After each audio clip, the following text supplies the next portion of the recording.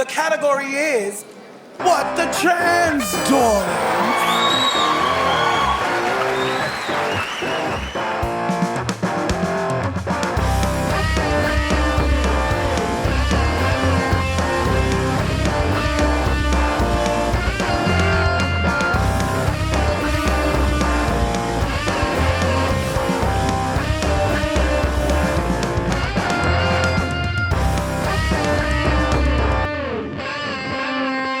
Hello everybody, and welcome to episode 100 of What the Trans. What the Trans? That's right, it's us, we're back, we've made it this far, somehow, I'm not entirely sure, but here we are, and thanks for sticking with us this far, and for coming on this journey with us. We have some very interesting announcements coming up, but first, let's do our usual thing. How are you, Alex? Yeah, I'm doing well. It's been a fascinating week. I mean, I've had my birthday on the weekend. Yeah, how was it? Oh, yeah, it was lovely. A lot of it was just sitting around at home watching YouTube and relaxing for a bit, not doing anything. I may have probably accidentally tweeted, but Accidentally. That doesn't count. Yeah, just on the fly. And then large amounts of drinking in the evening, where my friend Glenn gifted me about 5 or 10 chocolate bars. Wow. It was about as low as like 5 180-gram ones. Right. And it's only been about 6 days, and I've gone through 3.5 of them. Well, it's fine.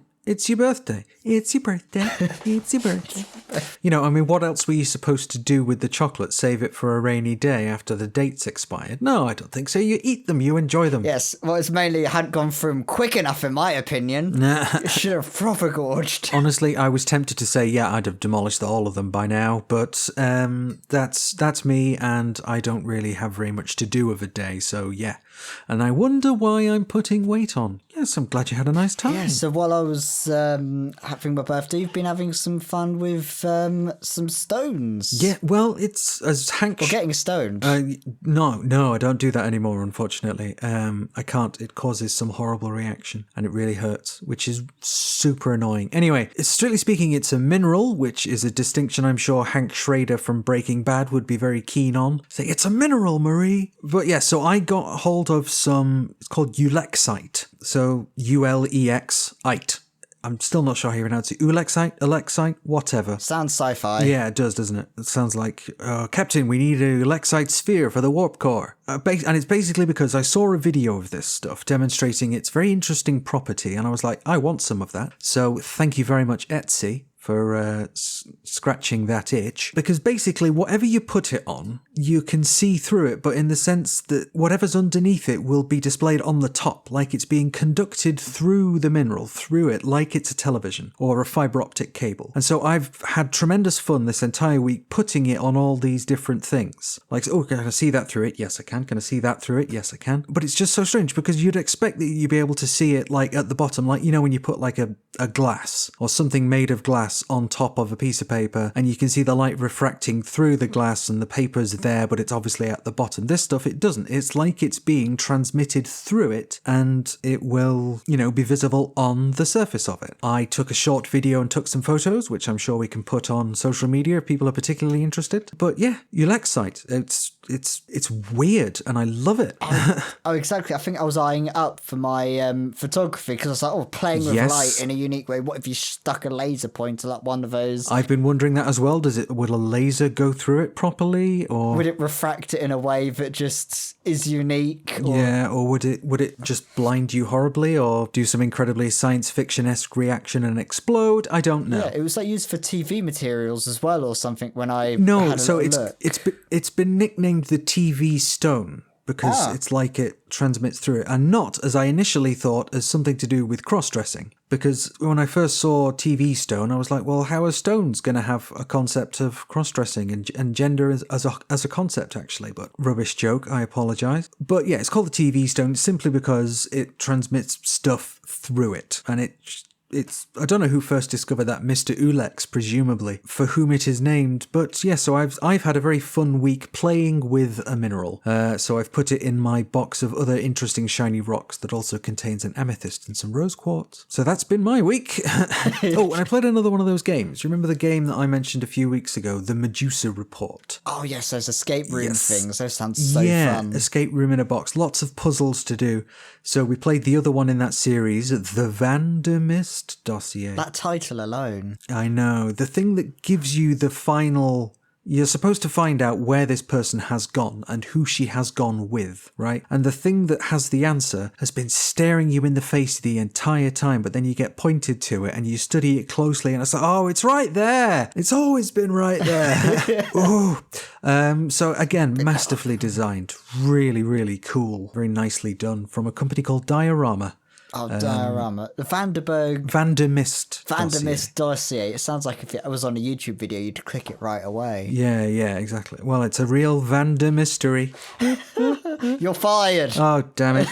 Well, it's only fair. I've fired you often enough. Just got to add it to the bingo list of what the trans. Yes, indeed. So, yeah, it's been a fun week all round, although not in terms of the What the Trans team chat, where there has been spirited discussion about so very many things. Oh, exactly. We haven't been spending all the week staring at a rock.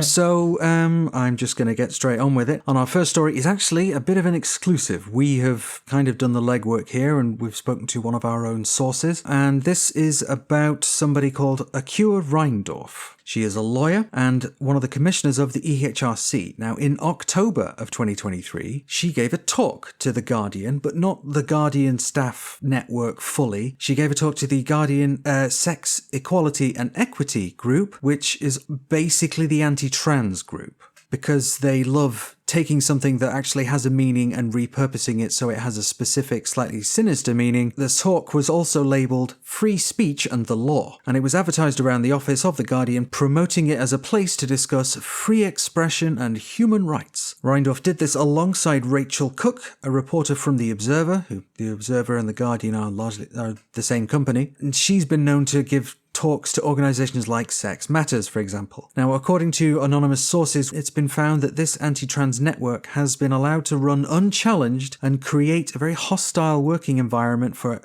trans staff within the organisation. This comes in an uptick in these anti-trans staff networks, which are often referred to as the C or SEEN networks because of that acronym.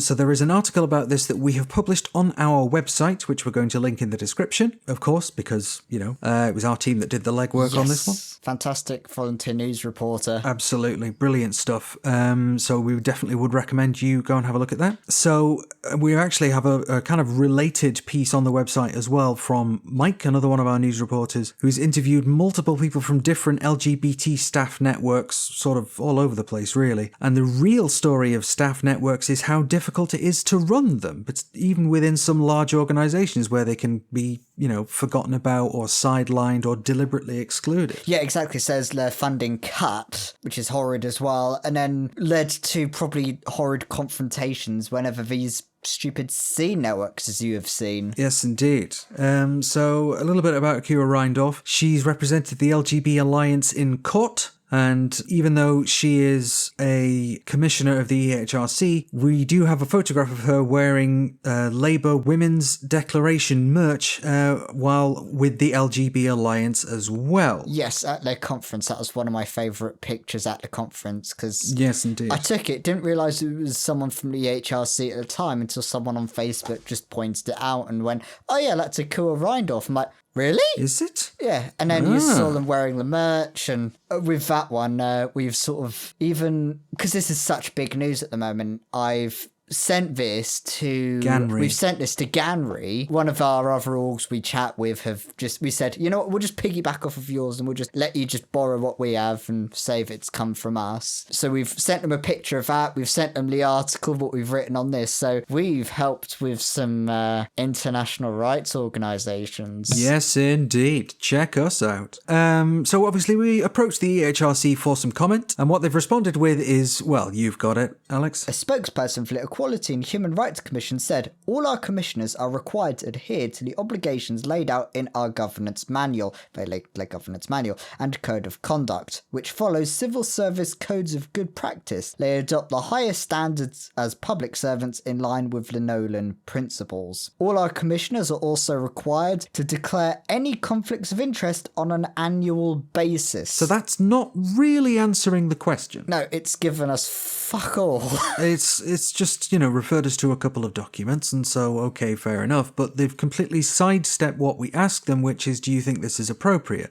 Because, of course, if there was a commissioner of the EHRC who was at Stonewall, had a Stonewall t-shirt or badges or a t-shirt that said protect trans kids, you can absolutely bet the mainstream press would be in uproar about it. They'd be shitting their pants. Yeah. Yeah, well, maybe not literally, but certainly figuratively. I'm sure the press team would be having a very stressful day. So, yeah, this is your reminder that the commissioners of the EHRC are political appointees. Yes, literally, like appointed by Kemi Badenoch, Liz Truss at some points. They've got dodgy connections with Sex Matters and all these other people and buddy up quite nicely and see, oh, I like this Labour Women's Declarations tote bag. I'm going to invest my own money in it. Quite. How does that not look like a conflict of interest? It's like... It looks like one to me, personally, but... The only way it could look more like it is if it was a duck. What? If it talks like a duck and walks like a duck, it must be a duck. Right, yeah.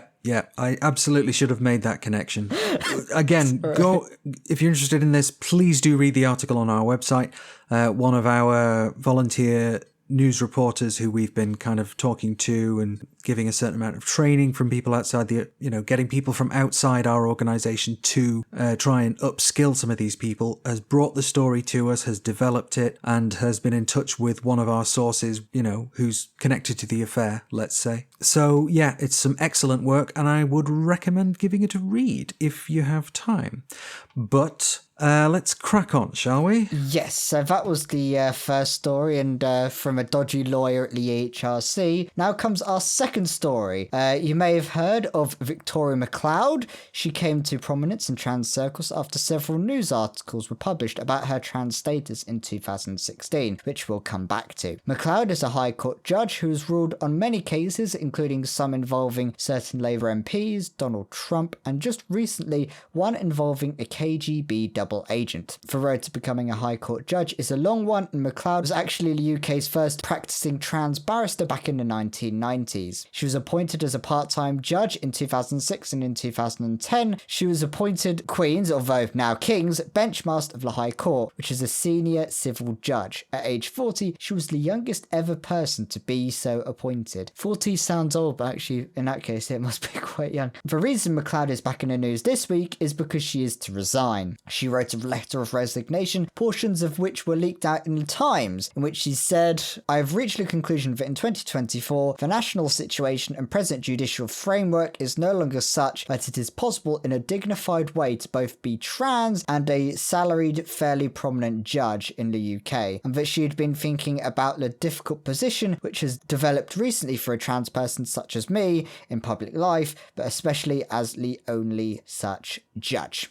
She seems to have been concerned that staying on the bench could be seen as overtly political, and that I am now political every time I choose where to pee. Which is ironic, given these excerpts from the letter were leaked to the Times, who have been very loudly publishing misinformation about trans people for many years now. On the subject of national newspapers, McLeod didn't publicly talk about being trans until she was essentially outed by a national paper in 2016, after which she became involved with judiciary's equality and diversity work, such as encouraging more trans people to think about becoming judges. In her letter, she said that doing this was rewarding and I will cherish the memories, but also that this came with a price as she became a public figure and a target. We feel that this story highlights one way the gender-critical crowd have managed to walk back trans inclusion by creating a noisy, distracting circus anywhere trans people are present in public life. They ultimately sabotage the ability of public institutions to carry out their normal functions. She wouldn't have felt like her role as the only trans judge was political if not for years of anti-trans campaigners and their chums in newspapers like the Times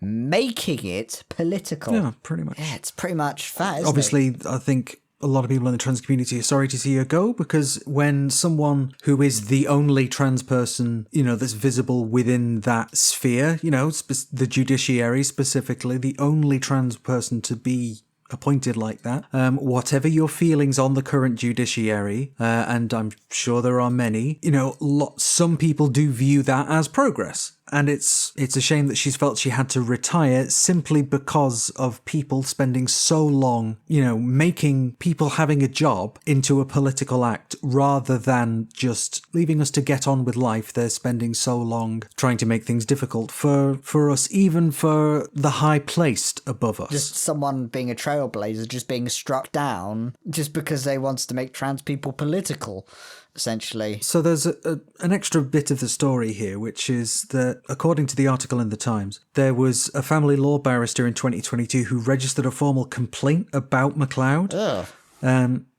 But said barrister is a prominent advocate of gender-critical opinions, apparently. And so the barrister accused MacLeod of having irrationally characterised their views on social media. So she's had this complaint registered against her by someone who has apparently held these gender-critical views. And that's obviously going to be contributing to a level of, well, I think this is getting political and there's going to be more complaints against me like that from people like this. I don't know if that was part of her thinking. I can't possibly be parley to the contents of someone else's head, but it's just so frustrating that even that was happening. That we had one person in the judiciary who's trans, and even that was too many. Oh, exactly. That person was being pursued by gender-critical activists. Yeah, definitely. It just highlights that when the anti-trans folk made working environments more difficult to work in, as this isn't the only story we hear of trans people being forced out of work for situations like this. Mm-hmm, exactly. Because of because of anti-trans activists, anti-trans wankers, call them what we will, and we do, make so much of a fuss that there's going to be a number of employers who think, well, it's not worth our time to hire a trans person then. Why would we invite that criticism? Even though the criticism is reprehensible. But they're making that environment so toxic, they're making it so difficult for a trans person to be left alone to get on with their job quietly, that, hiring a trans person is going to be innately political, that there's going to be a lot of people, or rather, I imagine there's going to be a chunk of employers who just think, well, I can't be bothered dealing with that, let's just hire somebody else. Yeah, and it just adds to those horrific statistics of seeing about, what was it, a third of, I can't remember the exact statistic, but a significant amount of trans people were just turned down for being just a trans person. Yeah, because you don't know where that, if somebody turns you down for a job because you are trans, that's not what they'll say. Obviously, they'll say, oh, your experience wasn't quite right, or we don't think you'd be a cultural fit for the company, or whatever. But whether it's unconscious or conscious bias, the person who is applying for the job will not know that. And I have experienced this myself. I have spent months, a year or at one point, knocking my head against the wall trying to get a job, any job, and just not having any luck. And I don't know how much of that bias was influencing the decision making of the people who I wasn't getting a job from, Exactly, yeah, because it sounds quite horrid in that. With that situation, yeah. Yeah, it was no fun. Anyway, I could spend ages talking about this, but yeah, obviously we wish Victoria MacLeod the best, and hopefully she'll stay involved in the equalities work she picked up in the judiciary. So best of luck in the future of whatever there's holds for her in that. So, let's move on. As we've talked about a few times now on the podcast, there is currently a lot of the discourse about the government's recently issued school guidance regarding trans people. To be blunt, the guidance is not very good. This week, in putting it mildly.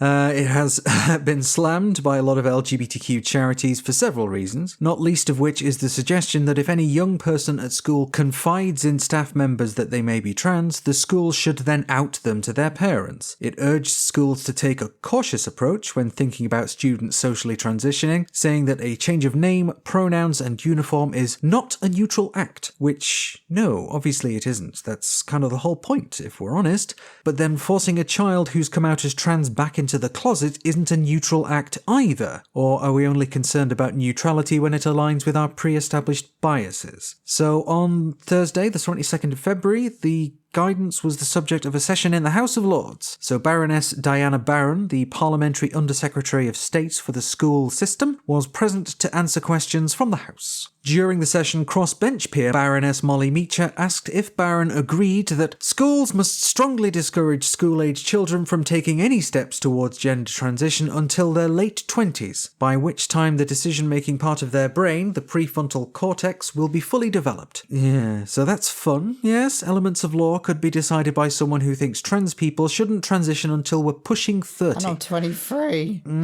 Yeah. It wouldn't surprise me to learn that a lot of the members of the House hadn't even thought about or heard of the prefrontal cortex prior to this session, but you can bet some of them have strong opinions on it now. Now, we also had Baroness Claire Fox, who is a former MEP for the Brexit Party. She asked if the Department for Education would, quote, counter misinformation circulated by the likes of mermaids just like us, Stonewall, The Key, and even trade unions that wrongfully alleges this guidance is in breach of equality law, discriminatory and transphobic, and she also asked whether or not Baroness Barron would condemn attempts to scare teaching staff by suggesting that following the guidance will put them at risk of action by regulators and litigators. So there was a certain back and forth between several House members and Barron, with one Conservative peer, Baroness Olivia Bloomfield, suggesting that charities like Mermaids be barred from going to schools, and particularly primary schools, to talk about trans identities. But Labour peer, Baroness Fiona Twycross, claimed to have 2 honorary nieces who are trans, and she did speak up and say that the tone of the debate often ignores the fact that this is about individuals and how we treat them, and did ask Barron to confirm that dignity and respect were considered as part of the guidance, to which Barron responded, it is absolutely clear that schools and colleges should be respectful and tolerant places where bullying is not tolerated. So, in spite of all of the previous statements made in the House that day by her, and after years worth of transphobia from the Tory party and from, society and the media in general, they are still pretending to care about dignity and respect. So, yeah, what do you make of all that? Well, I think as you said on this note already, they just fucking lie again and again, but pretend that they just care about safeguarding trans people, when in reality it's the fucking opposite. Like, they're like, oh yeah, we must respect their dignity and make sure that they are with dignity, and in the same sentence just go, yes, but they're dangerous people and we must never let them run amok unregulated or something. Blah, blah, blah, blah. I mean, You had Rishi Sunak at the Tory party conference say, a man is a man and a woman is a woman, and then in the very next breath talk about, let's call for dignity and respect. And it's like do you realize what you've done? Do you realize you're doing doublethink there? I mean, maybe they realize and they don't care. Oh, exactly. They only recently got stung with that in the PMQs, but even then that was just barely anything. Yeah. In fact, it was dodgy and shit. I mean, obviously it was, but almost nothing happened. There were no consequences. And as the example from America teaches us, when they try and push for trans kids not getting healthcare, it's obvious they will go for adult healthcare next. Oh, exactly. Right? Yeah, and they went for like late 20s. I'm 23. I've got my estrogen, but they can pry my estrogen off of my cold, dead body. I will fight till my last breath. Yeah, but literally it's just every time they talk about until they're 25 their prefrontal cortex is always also used as a bloody excuse to restrict our right to vote as well. Yeah, I've seen it used as literally your brains aren't developed yet, so you shouldn't be able to do. It's like any way to repress young people from being themselves, from doing what they need, and just existing. They're just evil bastards, and it's just bloody horrid, and we know exactly they're using it to remove any kind of dignity, because obviously I will not go down dignified if they try to take away my estrogen. Well, everyone now knows that if someone tries to take my estrogen, I'll go down fighting, so I think that's what we've learned from that one. It's worth knowing, but yeah, infuriating really. Sometimes people argue that the Lords should be kept because it's been quite a useful check and balance from time to time, with regards to some of the Brexit legislation that they sent back to the Commons because they said this is rubbish, do it again. Only the recent conversion therapy ban. Yeah. But even then, there's still some dodgy bastards in there that you can't be forced out too easily. Yeah, life peers and so on, but at least... but it's good they're there, isn't it? When sometimes it isn't just fucking So speaking of some other shitty stuff that's happened in the Houses of Parliament. Yes, indeed. Well, or that's about to. Or that's about to, yeah. Yes.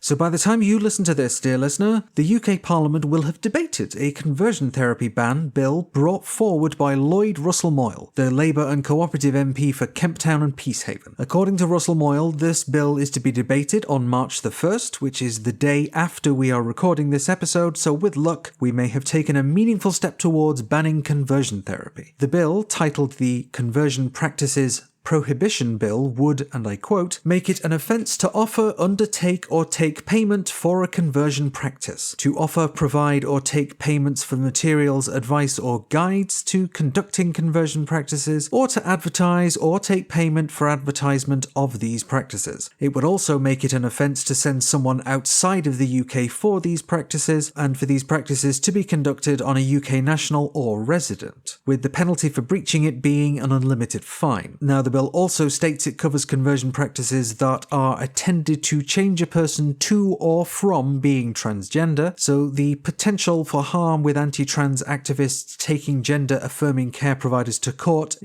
does exist. Unfortunately, that phrasing is unfortunate. So it's not perfect, but we'll have to see how that debate goes. There may or may not be a vote on it. It may just be a conversation in the House, but you will know all about it, listener. Lucky you from the future times, you probably know all about it. Yes, good luck, future us. Oh well, I'm sure we'll have more to say on this, as we so often say. We'll talk more about this next time, and maybe we even will. Yes, well, no, it's inevitable, but you will hear about this on episode 101. Yes, indeed. So, but it's a step in the right direction, right? And it's, Lloyd Russell-Moyle putting in a private member's bill to do this. I think that, maybe that's how we get this through. Russell-Moyle's a Labour MP. I think there was some stuff about how he met with anti-trans and trans organisations, but we're not going to go into that. We're already a little bit into this, but it's at least banning conversion therapy, and there is the bit where you mentioned about potential for harm with gender-affirming care, because the overall wording in the bill will have to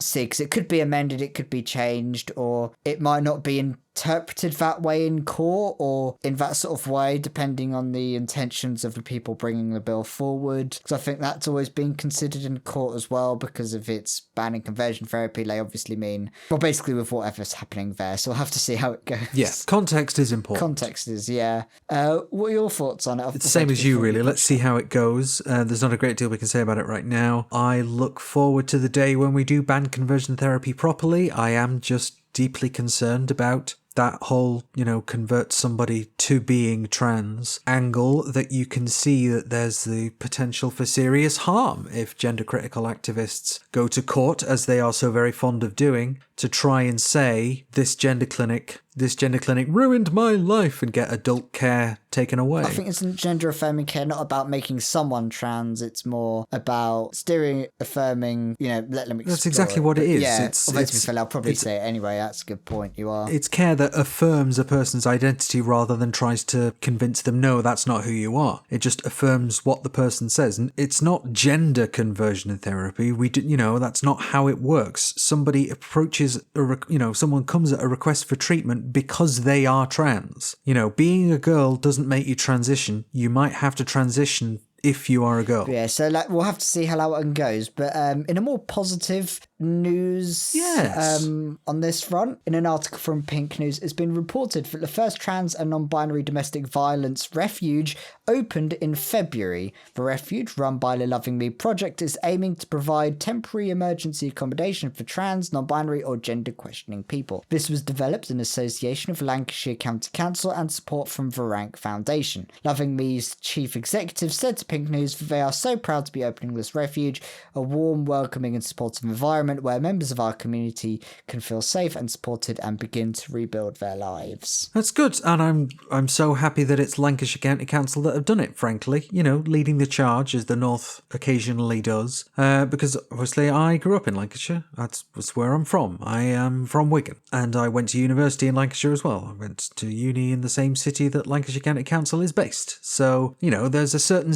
civic pride I experienced when I saw this story, but this is another step in the right direction, I think. It's always like you suddenly become very patriotic of your own home county or something, isn't it? Yeah. It's suddenly like you're saluting the flag or something. Yeah, I mean, I salute the blue, pink and white flag that we all fly at Pride. Yeah, it's not like the Three Knives at Essex for myself or something. So that's great, and I'm glad that this has opened. I'm surprised and disappointed that it's taken this long. Yeah, but I suppose even if it has taken this long, it provides a trailblazing thing for more to come around. So let's hope more come around. Yeah, one of our news hounds said that I have no doubt the refuge will unfortunately be swamped with referrals, and the project may serve as a proof of concept and proof of demand to help get other such projects off the drawing board, which, I hope so too. That insight's from Christopher, one of the people that we're working with.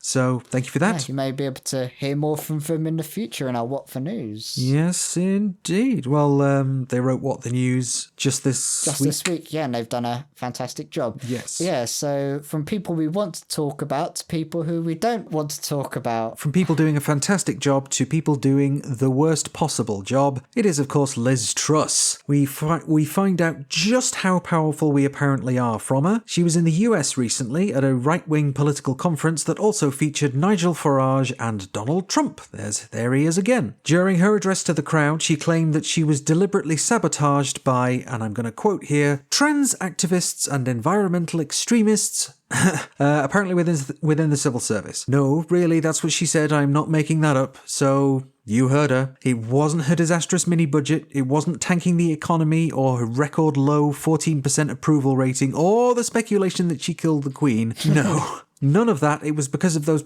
pesky environmentalists and trans people. According to Truss, what people in the US call the deep state are called quangos over here. Quangos being quasi-autonomous non-governmental organisations which are often set up by a government but then left to manage themselves. Truss said, we've got the Environment Agency, we've got the Office of Budget Responsibility, we've got the Bank of England, and we've got the Judicial Appointments Commission, and added, we have a major problem with our administrative bureaucracy that has got a lot worse. So yes, of course, the Bank of England, famously a quango with no real responsibilities, that. So she then said, now people are joining the civil service who are essentially activists. They might be trans activists, they might be environmental activists, but they are now having a voice within the civil service in a way I don't think was true 30 or 40 years ago. So we just have a wholly new problem, which I would argue we have largely the same problem, and it's the mindset of conservatives. Oh, exactly. I mean, I just saw a bit where you said about the Judicial Appointments Commission. So what she's saying is she wants to pack the courts with a bunch of evil conservatives, and this is just a whole bunch of crap. Yeah, well,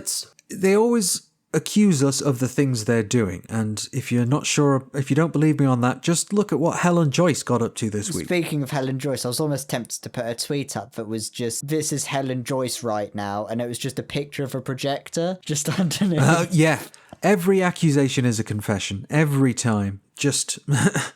I can't believe that she's a former Prime Minister, the shortest serving Prime Minister on record, because she was that bad, and no one is buying her conspiracy bullshit over here. So she made a point of making her story as kind of palatable in the US as she can when she was over there. She wouldn't have referred to the deep state if she was talking in England. She did that as an affectation because she was in America. Oh, exactly. And the only audience who would take her is MAGA extremists or something. Yeah. You're right. She was absolutely useless, and you can't go a single time mentioning her without mentioning a lettuce or something like that as well. I'm sorry, it's like part of the bingo card of whenever you talk about Liz Truss and killing the Queen, and she's just gone utterly mad. I think I just said Liz Truss has gone mad on our What the News. But while it is kind of funny, it is a bit unnerving, though. I think that a former PM can make the claims like this that are so disconnected from reality, but they're taken really seriously by the right audience. Exactly. It's like if David Cameron decides to trumpet these points. To go off at the deep end. Yeah. Yeah, just one last thing as well. The headline from the Telegraph, right, about this conference, about Liz Truss speaking at it. The Telegraph headline was, "Civil service full of trans activists sabotaged my leadership," Liz Truss tells Republicans. And that reminds me of old bullshit like Daily Star headlines like Freddie Freddy Starr ate my hamster, or World War II bomber found on moon. Just, a civil service full of trans activists sabotage my leadership. Fucking what? Oh, exactly. It's like, I don't know, like I had a wild sex romp and Peter Andre suddenly appeared. Here's read more or something. Where did that come to my head first? I think that's a very interesting question that you should ask yourself.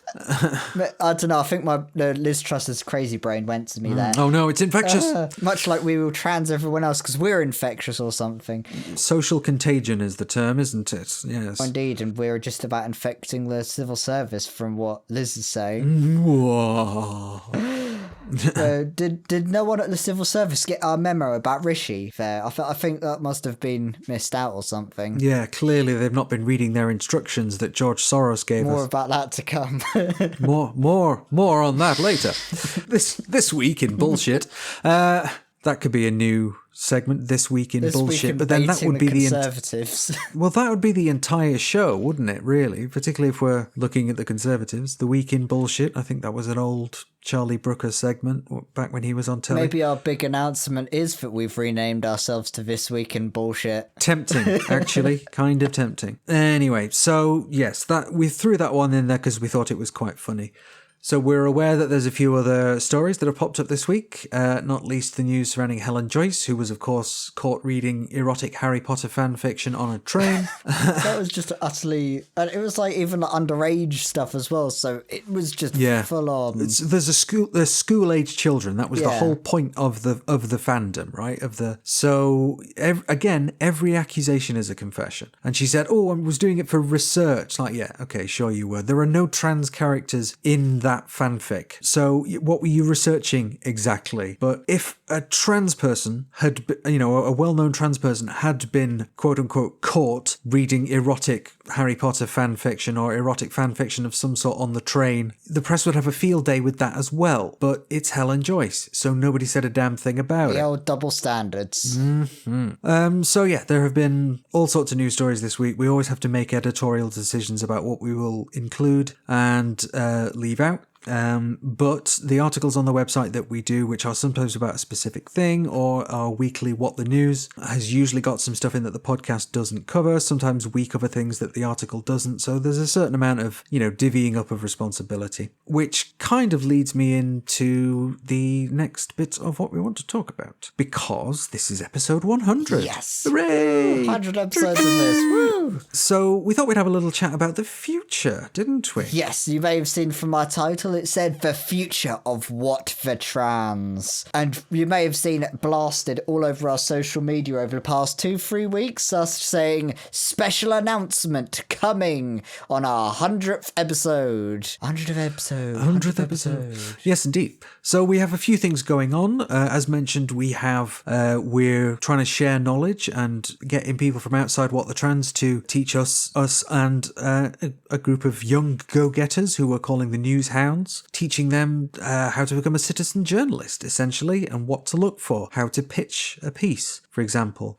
All of these things is happening, and as we've mentioned, Christopher, one of those News Hounds, has written this week's What the News and gave us that insight earlier on, which is fantastic. We're kind of expanding the organisation. But the really exciting announcement is that we're expanding the show itself. Yes. We've got news from the UK, but you may have seen all the stuff in the US. It's just relentless over there. And we just keep looking over there and thinking, how can we fit our stuff and their stuff in all one space? So instead of making one singular space for all of the news, we are going to be making a spin-off show. Yep. We are going to have What the Trans USA. That's going to be starting up next week, March the 11th. The first episode of What the Trans USA is going to go up online. We have 2 new hosts who are going to be presenting the show. They're going to be working together on it, and I'm really looking forward to working with them. Oh, they are fantastic. They're brilliant, aren't they? Both of them. They both know what they're doing in terms of like an edit and the eye to look for and research and stuff. And we have had all sorts of really good conversations with the pair of them. So without further ado, let's introduce them to you and play the interview we had. Yes, and with our interview, we are going to be playing our new theme tune for What the Trans USA. And this theme tune is really exciting, isn't it? Yeah, it's some good work. We put a call out for would somebody, be interested in composing a theme tune for us. We said it'd be a paid position. Somebody got in touch. Yeah, someone from an underrepresented demographic, no less. So they've composed a new theme for What the Trans USA, which we're going to play now as well. So let's fire it up. Play the tune.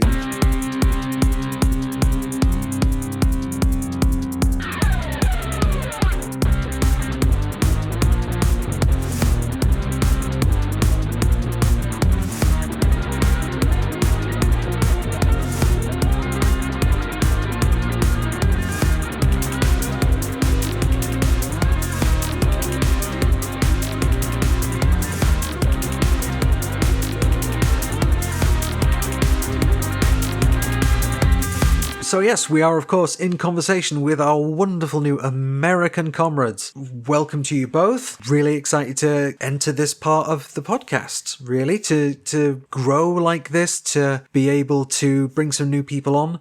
It's fantastic and I'm really looking forward to it all getting going. But first, how about you introduce yourselves? Ooh, who's gonna... Oh, me first? All right. Yeah, well, I'm delegating. as the new manager of the US spinoff, hi, I'm Valeria, she, her. I am a video games enthusiast and all the horrors that entails.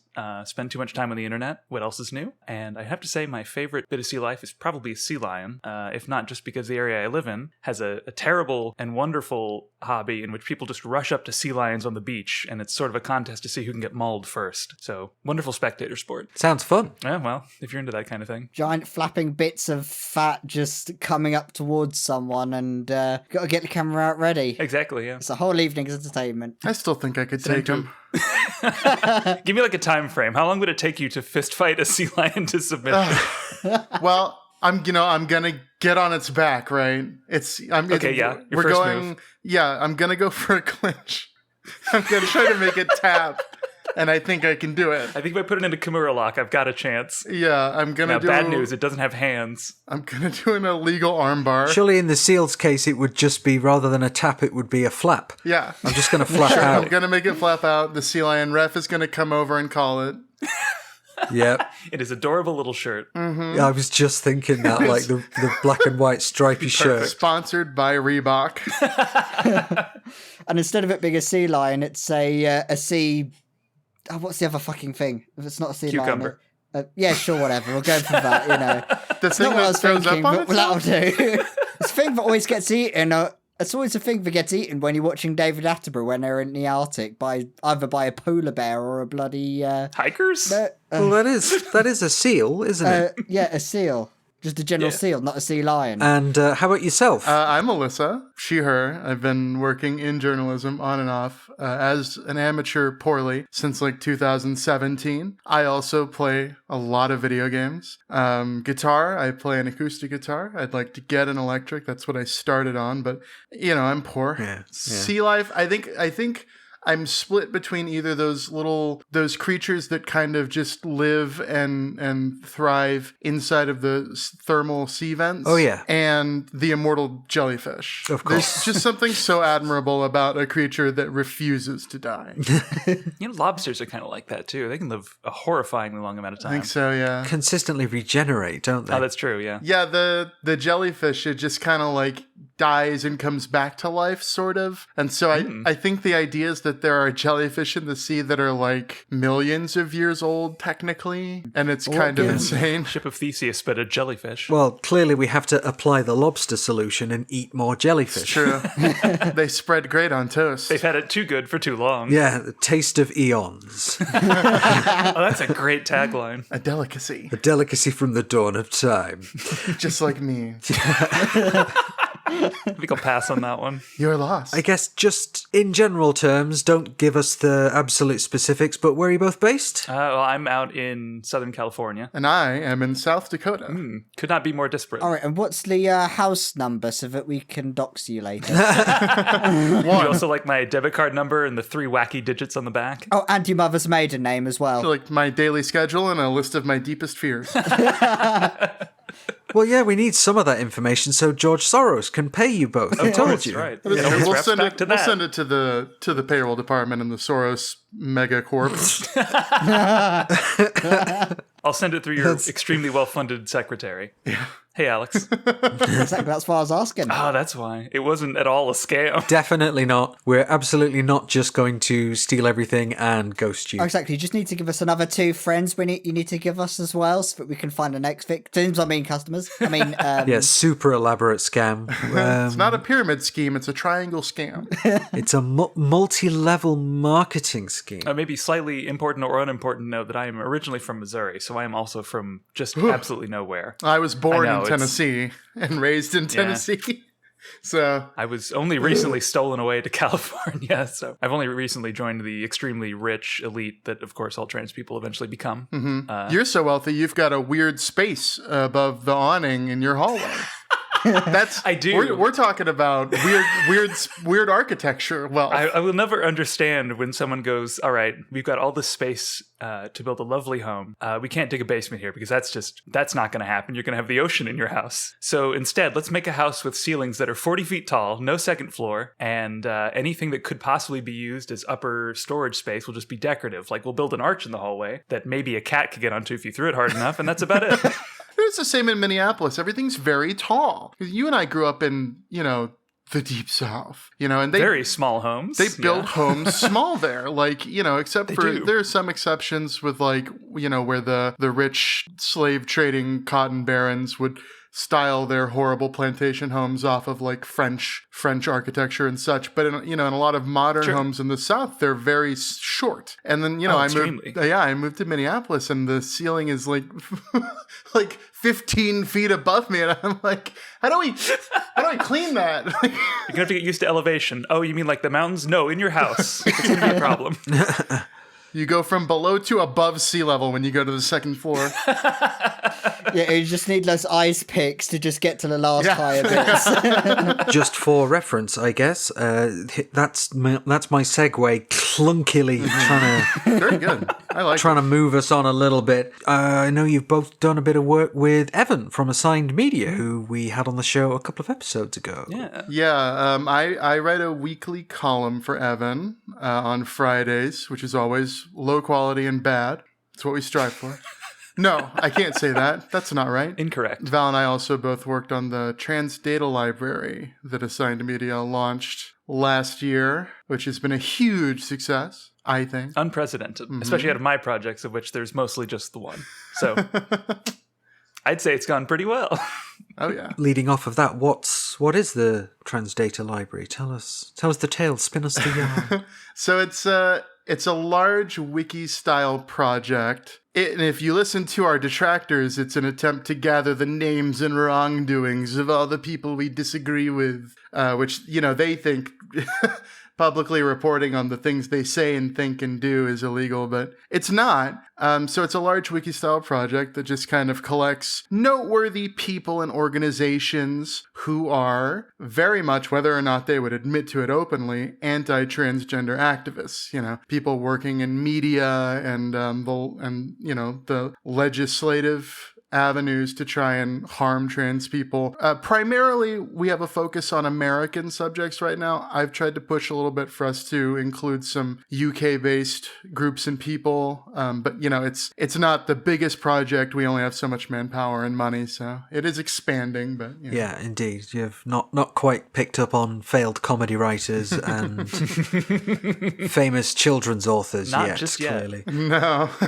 No. There's a certain bottle blonde woman I'd like to write about that I haven't had the chance to yet. I would really like to talk about the failed comedy writer. Oh, yes? I enjoyed shows that he's worked on, so it would be very, I don't know, kind of cathartic, I think, to work through that. Yeah, big Father Ted fan. her.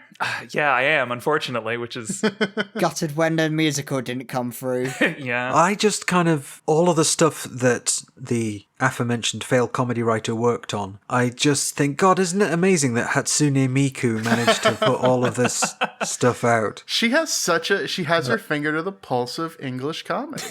So impressive. You know. And great at game design, wonderful at writing children's books about magical Yep. schools. Frankly, I'm impressed. I wish I had that kind of skill set. Definitely. Just, you wonder where she's picked it all up from. really. Where does she find the time? Yeah. I think I've kind of run out of pre-prepared questions now. Now I'd like to ask you a few questions. Oh, Turn this around on turn you. around. What gives you the right to drag us here? I don't know, you sort of volunteered yourself. It's all on you on that one. Oh god, I didn't think this through. I think we've immediately taken the wrong tack on this. We're both kind of playing bad cop in the same instance. You're Well, we're supposed American. I don't know what a good cop is. Topical. Come on, haven't you watched the propaganda television? Which one? Police Yes. interceptors, I don't know.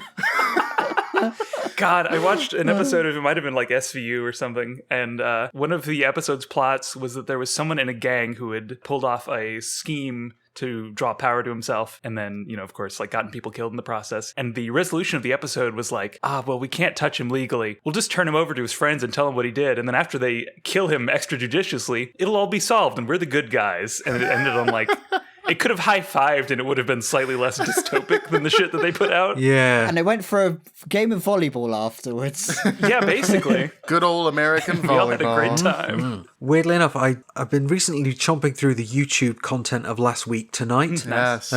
Which had a whole episode segment bit about Law and Order in SVU yeah. and how it is very much kind of propaganda, and it Kind of. always assumes, not even kind of, and it always assumes that the right people are doing the right thing in the right way, and Which there's is never never any the dirty case. cops. Yeah, So exactly. optimistic, Like, yeah. which reality are they broadcasting from? Really? Yeah, Wish I it lived is. there. It's unfortunate. I mean, like, just the base suggestion that a police officer is doing their job correctly is kind of a farce. When you start looking into the rate at which police solve, really any crimes in America, but particularly violent crimes. This idea where these detective shows where they always get the bad guy in the 30, 45, 50 minutes is such a fucking joke, because it's more like, well, they never actually figure it out. Deeply unfortunate. Well, we've read about, and indeed I think reported on, thousands of unprocessed rape kits in a few different states, I think, or at least we've touched on it. My home state, unfortunately. Oh yeah. Oh, right. It just Sorry to recently hear started that. working through a backlog of, I think, like 6,000 kits that were untested. Absolutely ridiculous number. Yeah. But then it's not a great deal better over here. No, I was going to because say there are a lot. we've got a bit of Yeah. dodginess on our side. Well, I wouldn't say just a bit. Just a bit, but yeah. It's a bit of an understatement this Dodginess week. feels like an Classically understatement. British understatement. Today, I'm putting it mildly, That's it. which I've decided that should be a Yorkshire accent every time I do that bit. But, I think we can just generally agree on either side of the Atlantic, ACAB, yes. in all Correct. times and places. Oh, yes. Which is upsetting because I do have relatives that work for the police service in another county. And every time I see them, I'm like, oh, hey, are you still working there? How's it going being evil? I think I've got one cousin who's from the constabulary as well. So Oh, that's always a fun one. I always, whenever you say something like that, the constabulary, I imagine like a Fable 2 guard, right? Like with the guy get down in the Bowery, and he loves his sister.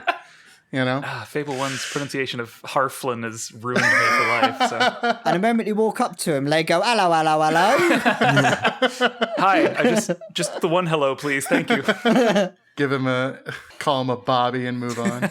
How'd you know that was my name? It's Robert, actually. Ask for a cat, pretend to be pregnant, that old scam. There's always the undercurrent of, we want more Bobbies on the beat kind of thing, even though that's been shown many times in a number of different studies and books that doesn't actually help It's just a visible thing, and it actually can make things worse because you're pulling police officers off potentially more detective-ish work and sending them out into the street to satisfy a quota. And that's just that way madness lies, again, on either side. Yeah, well, because that was the thing that they The big pond. did in New York City. I think it was the New York Police Department. I think they were striking a thing afforded to them by their extremely powerful unions that are more powerful than any labor union in America. I think they were striking about something. But, when they strike, like, there are certain jobs that, like in a lot of industries just can't go on strike. So people that are still working on like major crimes, like an investigatory unit that's trying to solve murders, can't really just stop doing their job. So it's mostly they just stopped prosecuting like, low-level crimes in New York City. And, the people who support the police are going to say, well, crime's going to go through the roof if the cops aren't doing their jobs. But then the statistics during that time frame prove that, in fact, there were far less violent crimes and petty crimes being reported. Not that, they weren't happening because, people are going to call them in. They don't know that the fucking police department's on strike. They just stopped happening because the cops weren't there to commit them. So that's the police. What other social ill can we solve? Shall we dip our toes into some foreign wars? I'm certain the four of us can solve every worldwide conflict in an afternoon if we just really think about it. If we just put our minds to it. See, this is greatest minds of the generation. this is the good thing about the whole no advertisers thing is that I can just say free Palestine and we're not going to get dropped by anybody. Yeah. There's nobody that that's can nice, stop yeah. me. Absolutely. Yeah, hell no. I certainly wouldn't because, free Palestine from the river to the sea. Which Free let me Palestine? just say, as a Jew, is actually not a hate phrase. A bunch of idiots made that up. Not true. That's a liberatory phrase. In fact, We haven't even started on the Republicans yet, have we? Well, we've mentioned the Tories, who are largely the same thing, and there's a lot of cross-contamination now. oh yeah, Particularly of anti-trans activists from both sides of the Atlantic. And so places like the Alliance Defending Freedom are paying to have people like Kelly J. Keane, aka Posey Parker, flown over to the US and, learning some stuff. And then it works the other way as well. And then they're trying to make a splash in Australia, and the Australians and That didn't go too well, did it? No, it did not. It did not. love that. It went Splash hilariously was made badly. on her more, yeah. Love that. Is think that the we one where should- she got somebody? Marching with Nazis and Soup Nazi? Yeah, that one. Yes. Oh, I love those pictures of Yeah. her just doused like a wet poodle. She just looks so sad. Wet dejected, abandoned poodle, like on the side of the road because no one wanted her. I think that was where like literally nobody but the Nazis turned up. Mm-hmm. Well, I think basically she got run out of town in New Zealand, I think. Thank God. But people noticed that, holy crap, literal Nazis are supporting her while she was in Australia, Australia before she went to New Zealand, and that's why New Zealand kind of got its shit together and ran her out of town, as it were. Yeah. Exactly. Do love to see. So we've wondered a few times on the show, like, how do you stop that kind of cultural cross-contamination of all of the British turf bullshit and all of the American money? What's the solution? Because honestly, I don't know what it is, apart from maybe, armed insurrection. But that's my solution to everything. You're always suggesting always going an on about armed it. insurrection. I know. Let's make a podcast. We're already That'll doing do that. it. We're doing that right We now. talk to them calmly. That's the thing we're doing right now. Jeez. The only solution I have besides armed insurrection is just exposing them, and that's why I was happy to work on trans data library and stuff. It's, taking these because people don't see this stuff. Your average person, even a lot of people who have skin in this game, other trans people just do not have the time or the energy to like make these connections and follow these people. And it's like, well, I get paid to do this, right? So like I can sit here and it's my joy and my privilege to do the research and to connect those dots and then make a big article and be like, look, everybody look at this, And I think that I don't know that it completely stops them, right? I mean, it's hard to combat the kind of money that they can throw around and influence. Yes. But I think that it is a big step to be like, look at these connections. These people are being disingenuous. And it's happening in spheres where people don't normally think. Like, especially right now, we're having a real problem with big alt-right money groups funneling people in to take over school boards. That is a huge problem right now. Moms for And Liberty. you have school meetings where like Proud Boys and stuff are showing up, supporting, of course, just like innocuous grassroots campaigns they just happen to be helping out with. And they're like, trying to reinstitute book burnings and other nonsense. Like, it's ridiculous. But from the outside, it just looks like standard evangelical, conservative, Christian crazy, and not also funded by big money crazy. Yeah, which people should still be concerned about, but yeah. Absolutely. I think one of the problems for us and the way that we have, our chosen field, the thing that we do, which is drawing people's attention to it, talking about it, is that you sound like you're trying to sell people on a conspiracy theory. Yeah. Because it's big money like the ADF, and they're providing, money and support to all of these different anti-trans groups, and they're the ones who are doing this, that, and the other. And it sounds like a conspiracy theory, but it's a conspiracy, but it's not a theory. It's a thing that's actually happening. And that's so frustrating because people's eyes glaze over when you start telling them the extent of it. Oh, yeah. Like, literally all of them know each other. It's just, they're all laying in the same bed together. Yeah. And you have to keep showing people over and over that this is not just a coincidence. Exactly. We haven't got mad. We promise. Yeah. We haven't gone crazy. Well, I have, but I'm still This right about crazy this. bloodshot look in my eyes. It's real. It's driving me insane, but that's unrelated to the facts of the matter. Yes. Yeah. Kind of an eldritch horror thing. Not my fault. We peeked beyond the veil, and now we can't unpeek. It's a real pain. The Abyss keeps looking back. Yeah. Sadly. You're always going on about the Abyss. I know. It's a good film. I remember once I was feeling romantic and suggested to Lexi that, let's watch The Abyss because you're not seeing it. This was shortly after we watched The Thing, so my cultural stock was quite high at that point. So that was definitely a tangent. Apologies for that. Romantic nights, watching movies about dogs that blossom into tongue flowers. Just normal couples things. Normal couple stuff, yeah, definitely. Who doesn't feel intimate in that kind of scenario? Well, I don't know. Oh, so true. I think of all the people that would really understand body horror, I think trans people Yeah. have got a particular insight I there. have a body and I'm horrified by it. Why don't we attach robot arms in the middle of it? They seem to be accusing us of that already. I wish. Yeah, if only. Deus Ex promised me a future that I do not have yet, and I'm still bitter about it. I am no closer to owning a robotic housemate. Give me the monkey Tomorrow's suicide world, brain tomorrow's bullshit, more like. Yeah, right? Give me the monkey suicide brain chip, Elon. Oh gosh. Not in the way that he's transhumanism, but not by Elon Musk. Yeah, that's my By new rallying anyone cry. but Just him. about anybody else, yeah. By any means necessary, asterisk. Yeah. Come on, George, give us the brain chip. Or is that Bill Gates? No, it's Bill, isn't it? Yeah, we need to be asking Bill. Yeah, That's the the other vaccine. email address Bill, we need to Bill, send It'll you. give us a brain Bill. chip. It'll, Yeah. Yeah, definitely. And the nanoprobes that are in 5G are related somehow, I guess. That's how we found you. We found you by contacting you full of chips and the vaccine as well. Oh, is that how that worked? That's how we found you to do the podcast. Yeah, that. I'm actually an anti-vaxxer.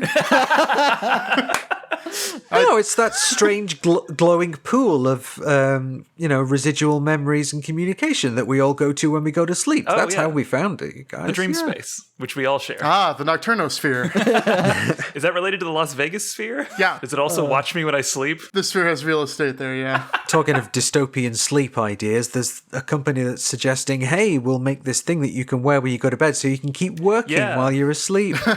Which sounds like the worst of all possible worlds. That's crazy. I just invented a gun to my head. Alex has disappeared from frame. If you didn't know from the audience there, I just did a sinking and Just disappeared entirely and wisely. Just Yeah. disappeared off the... Pretend to walk yeah. downstairs and really impress kids at a birthday party. Yeah. You're really showing off the standing desk thing, huh? Yeah, you saw me raise Yeah. it earlier as we were chatting. I love your visual comedy skills in this audio-only format.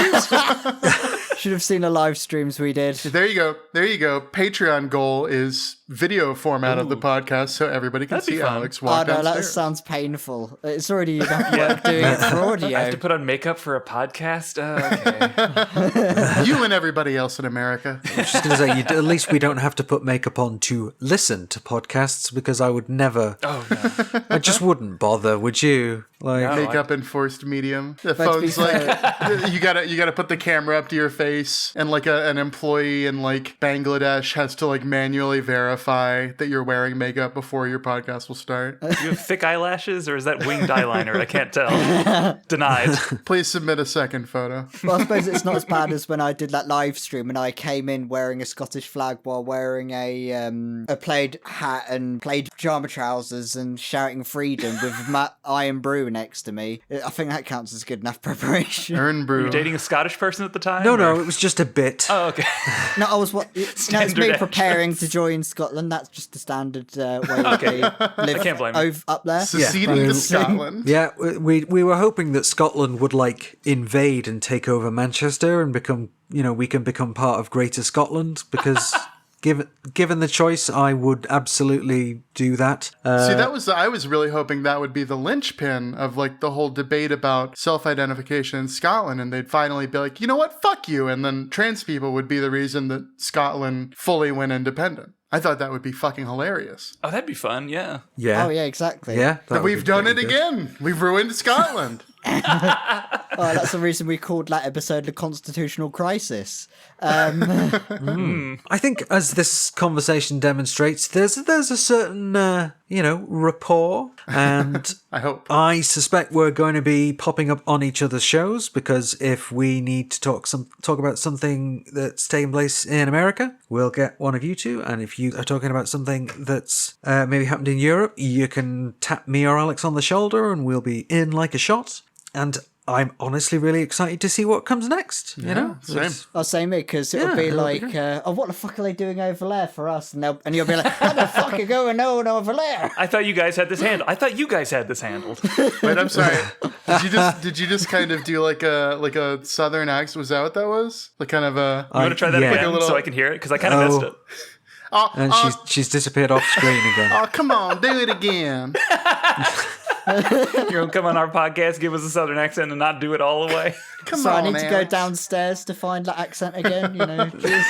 Yeah. Oh, there she goes. Always going to the downstairs. basement. It's your every answer. Strong chorus. Yeah, again, Oh, doing I'm needed visual in the comedy in an basement. audio-only podcast. Yeah, in an audio format. You're Yep. wasted on this podcast, You truly. hear that, Ashleigh? No, I'm just kidding. Hey, Ceding none of us are. the doubt so that once again Alex will secede from Ashleigh, as is my traitorous American nature.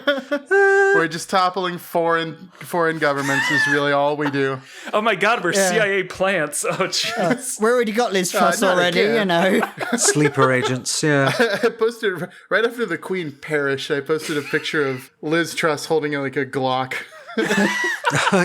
Yeah. There can only be one Liz. Exactly. It goes into that meeting, comes out, and we never see the Queen again. I'm just saying. I was Suspicious. going to say she had the worst first month in politics, but her first month was her only only month, month. yeah. So, Could finish a whole lettuce in that time, You think a lettuce will outlast our spin-off of the podcast, Alyssa? It does seem likely. I know, it'll make its own podcast and it'll outgrow you, Well, listen, you put a head of iceberg in the freezer. I mean, you got some longevity there. That's true. Oh, exactly. And that's us. That's a nice watery note to end on. Yes, Just indeed. like iceberg lettuce. If Yeah. we should still get you one for What the Trans Nights, which we do for our Patreon every now and again to just chat shit for Yes. a bit. Hey, that That'll get sounds our fun. Yes. membership joining for that. So yeah, we'll do that.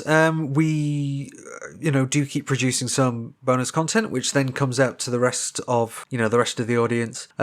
Usually about a month later, but patrons get it first. So there will be some stuff that we can do with that now, or we can all review a film, for example. That sounds fun. Yeah. revive Hoover I had Trans. softballed to Alyssa, dragging one or both of you onto some of the gaming streams we've done. Oh, yeah. Oh, Nice. Brill.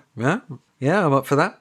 Gaming wise, it's been all about one of the Star Wars Jedi Order games. Ooh, really? Are you playing the sequel? Just the first one. Really? Because, well, it's on Game Pass. And Yeah. Oh, we yeah. have Oh, I've got Game Pass. we have one of the fancy Xboxes now, so I'll just have a look. And it turns out I quite like it. It's tickling the 8-year-old part of my brain where it's like, Star Wars, I can be a Jedi. I loved the first Yeah, one. I quite. really liked the second one as well. I played that when it came out. Really good games.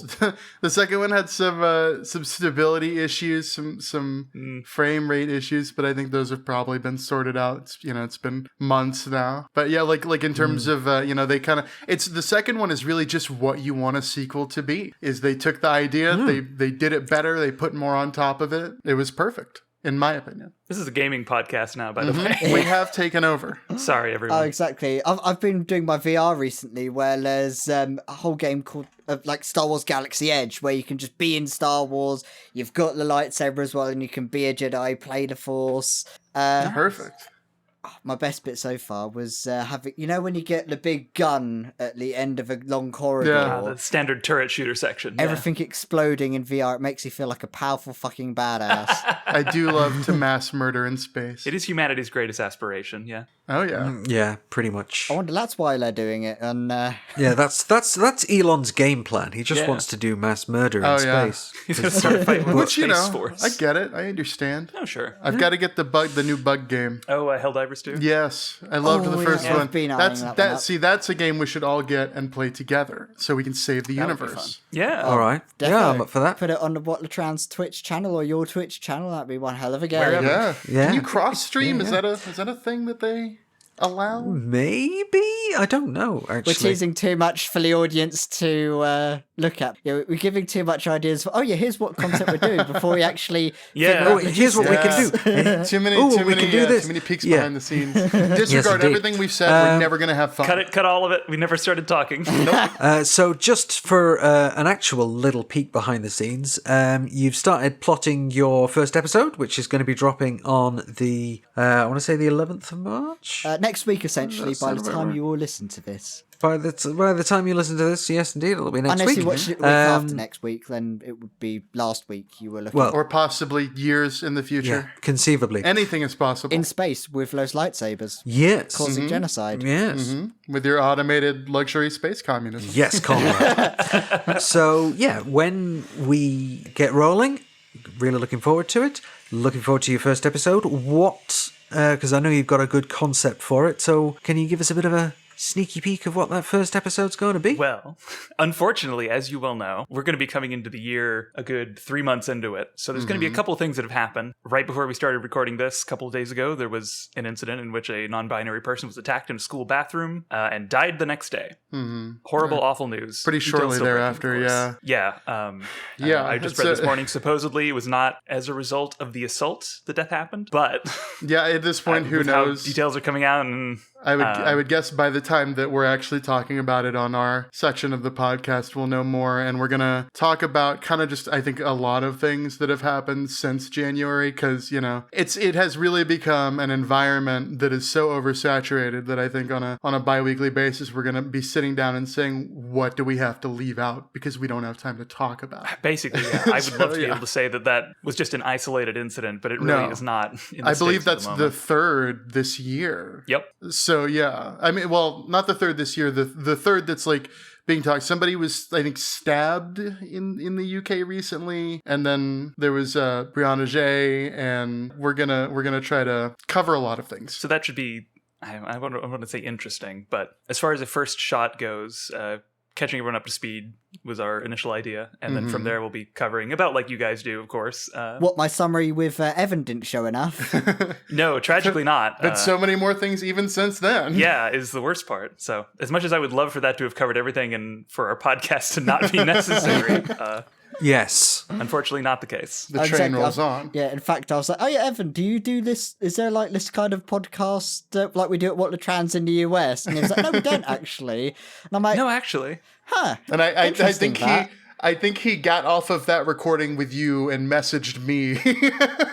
Yeah, literally. Yeah. Said, hey, the What the Trans people want to do a US podcast. I said, yes, please tell them, message me. Let's do that. And here we are. Well, So that's an idea. We should do one of here we those. are. We should do a spin-off US podcast, maybe. If you guys think that would That's work. an idea. Yeah. Oh, yes, some good thinking. Yes, indeed. Fabulous. Well, lovely talking to you both. Yes. And we'll hear more from you in the coming weeks. So, yeah, fab. Thanks for the sit down. Thanks so much. And, Thanks for having us. Yeah, thank you. pleasure. So, yeah. Welcome, Alyssa and Val, to the team. I'm looking forward to the output, of course. As we mentioned in the chat, I'm sure there's going to be occasions where one of us, or both of us even, will speak on the USA show, and they will come over and give us some insight here on the UK show. But this means that we are going weekly now. You don't have to wait every 2 weeks for some What the Trans content. We're going to be dropping something every Monday. We'll alternate. One Monday it'll be us, then it'll be them, then it'll be us, then it'll be them. More content to beam into your ear holes. Yes, indeed. Fun times. So, yeah, thanks for sticking with us all the way through to 100 episodes. This is a really exciting time for us, and we're hopefully managed to make it another 100 episodes. Maybe it won't take us as long this time, but hopefully you'll all be able to come along with us on our magical journey. But in the meantime, thanks for sticking with us, and we'll be back next week with the American show. Until I've gone through 100 of these bloody things. So, yeah, if you're interested in the work that we do, obviously there's our website where we're publishing articles regularly now. They're at least weekly. So that's whatthetrans.com. You can, of course, find us on social media. We're on Twitter. We're on... Is it Threads? We're on? Yeah. We're on Twitter, we're on Threads, we're on Facebook. And if this is something that you want to support and you want to get access to some of the bonus content we do a little early, you can, of course, find us on Patreon. And thank you to everybody who is already a patron for us. You help us do so many interesting things. We're able to travel, we're able to buy ourselves equipment. You guys are helping us keep the lights on, so thank you so much for that. But yeah, thank you all very much. We'll be back to you soon. Goodbye.